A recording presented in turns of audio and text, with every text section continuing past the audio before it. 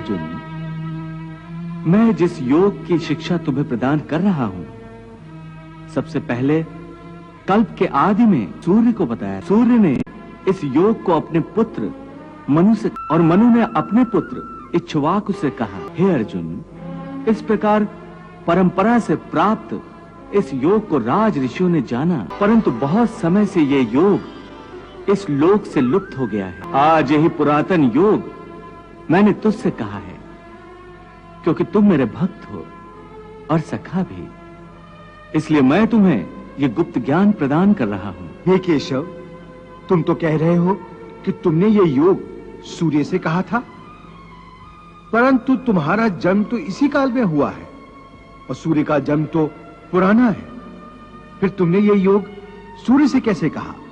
हे अर्जुन, इस मृत्युलोक में तुम्हारे और मेरे अनेक जन्म हो चुके हैं और आगे भी होते रहेंगे। मैं भी अनेक बार इस मृत्युलोक पर अवतरित होता रहता हूं, परंतु तुम अज्ञान के कारण इस रहस्य को जानते नहीं हो और मैं दिव्यत्व के कारण जानता हूं। परंतु हे अर्जुन, मेरा जन्म साधारण प्राणियों की भांति नहीं होता। मैं अविनाशी हूं और अजन्मा भी हूं।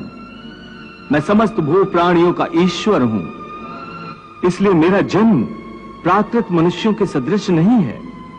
मैं प्रकृति को अधीन करके अपनी योग माया के द्वारा प्रकट होता हूं। हे मधुसूदन, तुम सर्वेश्वर हो, समस्त चराचर के स्वामी हो, त्रिलोकपति हो, फिर तुम्हें मृत्युलोक पर जन्म लेने की क्या आवश्यकता है?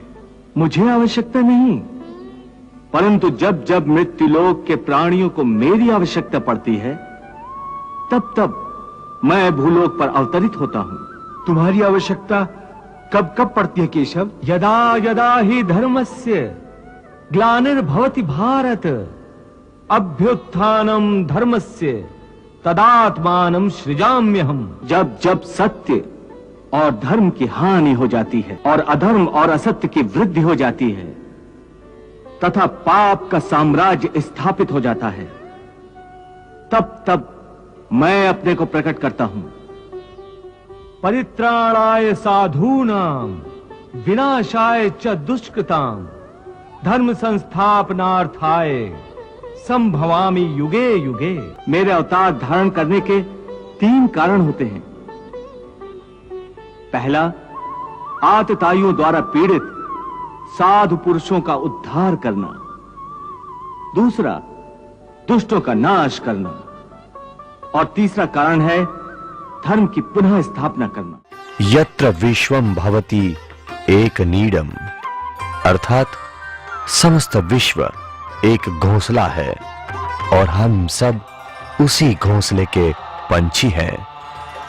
एक कैसा विलक्षण जीवन मंत्र, कैसी विशाल भावना जिसमें विश्व की कई समस्याओं का समाधान है।